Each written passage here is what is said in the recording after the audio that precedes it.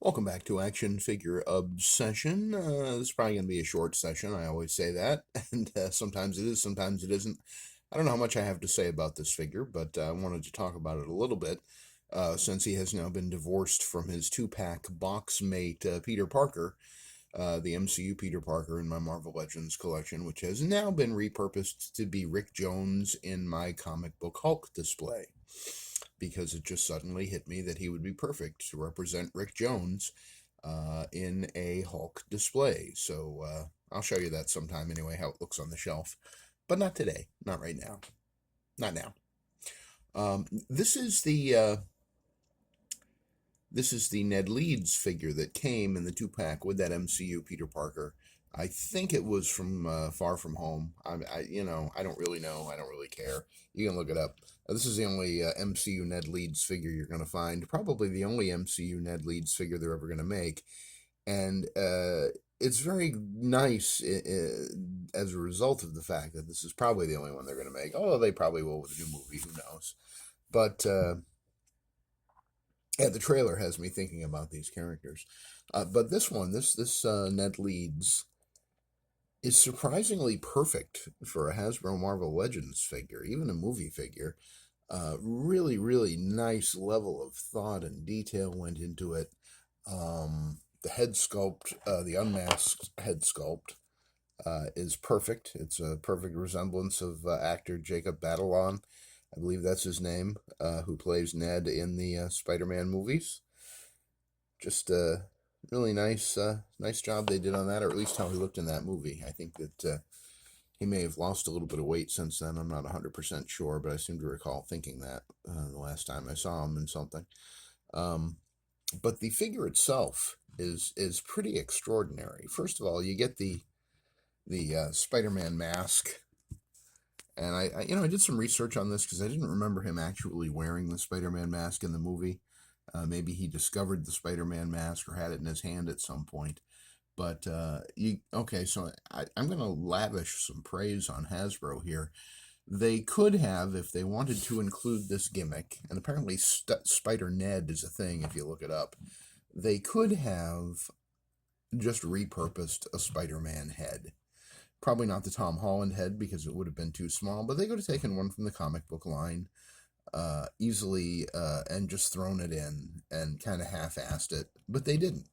They made a Spider-Man mask or masked head that they will probably never have any use for again. One-time tooling here cost to give it the dimensions of the Ned Leeds head.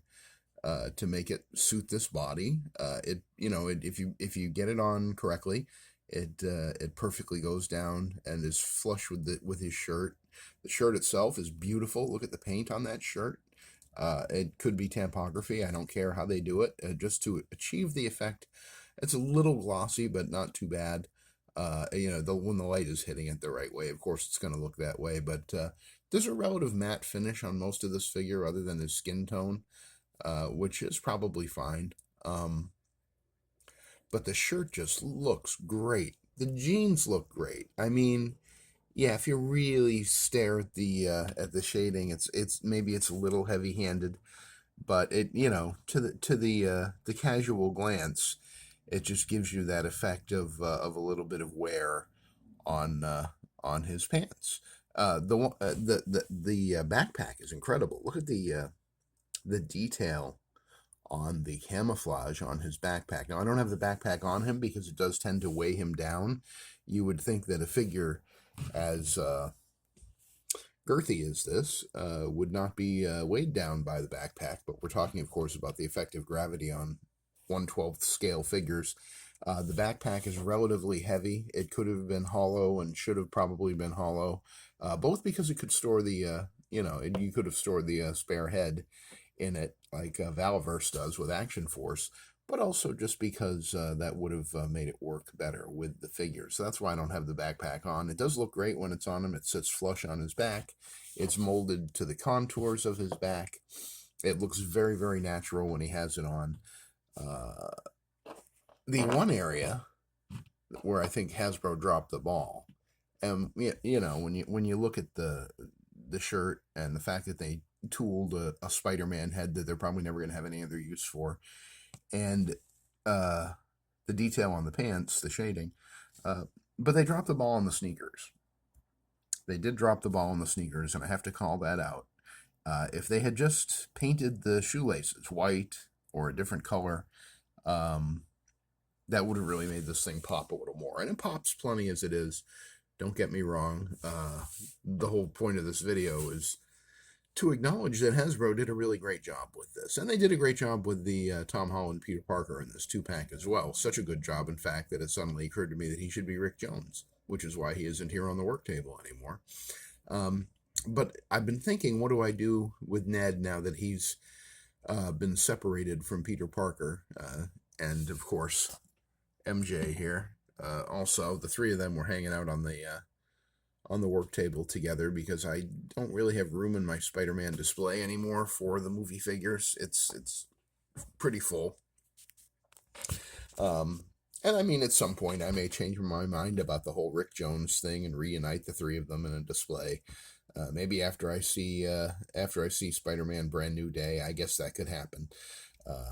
I tend to not think too much about the Spider-Man movies until there's a new one. Then I see it, and then I get all excited about it again, and then I lose interest over time. I don't know. It's really hard for the movies to stick with me.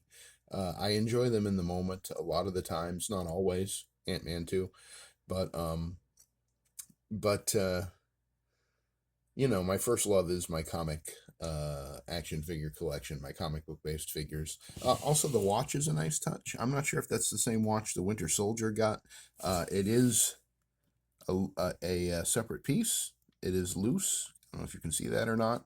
It has a little wiggle to it, and you can pop his hand off and take the watch off if you wanted to, but there's no reason to. And also, the watch camouflages the seam between the hand and the end of the forearm there, which is always a good thing.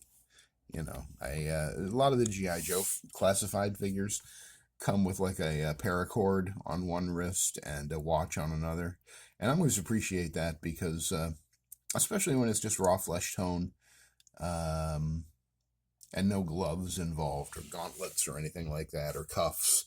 It doesn't always look great, and which wrist looks better on Ned here? His left wrist with the seam there, or the right wrist with his nice wristwatch. So but I don't consider that dropping the ball. I don't know how you would engineer that to make that not look like that, other than not having a joint there and just sculpting one solid forearm and hand, which I guess you could. But I wonder if in the movie they're gonna, maybe get closer. Maybe, who knows? I don't know. I think Flash Thompson is macking on her in the trailer, if I'm remembering correctly. I think that's who that's supposed to be, Flash Thompson. But yeah. Anyway, have been thinking about my Spider-Ned here. And I think, and I've always just had the Jacob Batalon Ned Leeds head on him, and this spider head has just been in my fodder bin. But as I say, now that him and Peter Parker aren't hanging out in the display together anymore, it kind of makes more sense to have some fun with it and just have him wearing his Spider-Man mask and be Spider-Ned. And you might have noticed, by the way, there is a little blemish there on the shirt, right in the middle of the screen there, that little bit of blue. That so I don't know. I think I'm guessing that the torso shirt part was probably, well, no, it wouldn't have been. Is this part separate? No, it's all one piece. You see, normally this sort of vest section of the shirt, and there's a slight color difference between the sleeves and this, but I'm not sure why. I don't think this is painted, and I don't think this is painted. Well, I think this is ABS and this is PVC, so that's probably the difference in the color. I do think the color, the blue and the white stripes, I think are painted, and it's either tampography or it's actual paint. But either way, something got missed somewhere. But that's fine because, at a distance you don't really notice it. And also, if you've ever had a shirt like that, it could end up like that. If you pull a thread or something, it's not the end of the world. It's definitely not the end of the world. I'm not picking on Hasbro today. Isn't that wild? Isn't that something? I don't really have too much to say about the Zendaya MJ figure, other than the fact that she's another one of those likenesses like Harrison Ford or many actors who are kind of difficult to capture in comic book form, but from some angles, as with a lot of those figures, you can kind of see it. Like that angle, I can't see it so much. This angle, I can see it. And she's not a bad figure either. It gets the job done for what it needs to be, and sometimes that's all you want. Especially if you're just collecting these characters that you love and you want to have them in your collection. They don't have to be perfect. I mean, her articulation could be a little better. I don't think there's much going on with the waist articulation. I don't think she's superposable. But then again, she doesn't really need to be. She's not the Black Widow. She's not Spider-Woman. She's just, Peter's girlfriend and MJ, and she just needs to stand there and look like MJ, and she's doing a very fine job of doing that. 10 out of 10, no notes. And the same for Ned Leeds.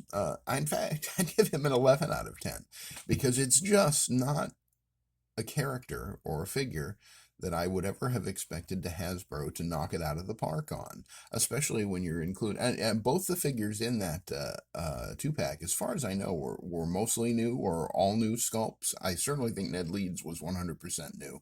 And again, they could have cheaped out. They could have just used an existing Spider-Man head. Oh, one other thing they could have done, and concurrent with the shoelaces, they could have painted in the sculpted on web lines. And I understand that the standard for Hasbro for a while was not doing that. The Spider-Man Final Swing, the most recent Tom Holland MCU Spider-Man that we've gotten, did have painted web lines, and it looks spectacular. The painted web line, if you're going to sculpt the web lines, at least give it a wash. I like it when they are actually meticulously painted in and they do a good job. It just, having grown up in Legends on the Spider-Man Classics line and then Marvel Legends, I just think that it looks better when the web lines are painted or at least given a wash to kind of make it not look so plasticky and so toy-like. But on the other hand, oops, sorry. 0 days since the last MJ Casual Day event. There we go. On the other hand, it could just be that he's wearing a children's mask that he got for, $4 at Walmart or whatever. So, you can kind of headcanon that away. You can't headcanon away the lack of paint on the sneakers, though. You need a little bit of detail to bring those to life and make him not just look like he's got these little stumps of gray goo at the bottom of his feet. Oh, I didn't mean to spoil their moment. There we go. Okay. So yeah, that's basically it. Just want to take a look at Spider-Ned. Spider-Ned does whatever Spider said. I don't know. Thank you for joining me for this action figure short session. 14 minutes is relatively short, right? You still have some of your day left. You can go and do stuff. Talking about Spider-Ned and a little bit about MJ here, and they both have been really, really good in the Spider-Man movies. They're supposed to be Peter Parker's support system and his best friend and his girlfriend, and they're both wonderful actors, and I think that I hate to say this, and I know people love him, but Tom Holland does not blow me away as Peter Parker. And I agree with the people who say that Andrew Garfield is probably the best of the three movie Spider-Men that we've had in this century. I just think that he most captures the feel of and tone of the Peter Parker from the comics. But that's just me. I don't hate Tom Holland's Spider-Man. I've seen all the movies. I enjoyed him. I loved him in Civil War, Brooklyn, Queens, that whole thing. It was fun. I don't know. But at some point, he's going to age out of that part completely, and it'll be interesting to see what they do. I do hope we get a Ben Reilly in the Spider-Man movies. Maybe if not this one, then the next one. In a whole Professor Warren, Miles Warren. Yes, boy. I just fell into a black hole of the lack of caffeine there for a second. Yeah, maybe Miles Warren falls in love with MJ like he did with Gwen Stacy in the comics, and he clones her, and he clones Peter, and he clones himself, and he becomes Carry-On, and the whole 9 yards. I'm a sucker for any clone stuff. And if we're talking Spider-Man, it's sooner or later I'm going to start ranting and raving about Ben Reilly and the Clone Saga, but I'll stop now. Thanks for joining me for this action figure obsession / short session / recession. I don't know. If you enjoyed the video, please give it a thumbs up. If you hated it, give it a thumbs down, and leave a comment. Any questions, comments? Did you pick up that Peter and Ned 2-pack? Did you do anything different with it, or did you just display it on the shelf as it was, or did you make the Tom Holland figure into Rick Jones in your Hulk display like some crazy people do? That could be a thing. Subscribe to the channel, and if you do, please ring the notification bell so that you will be notified anytime that I do future videos. I guess it's probably 80-20 likely that there's going to be another one at some point today. This is just, the start of a new day, and hopefully the start of, a couple new segments of Action Figure Obsession here on the Avian and Loaded channel.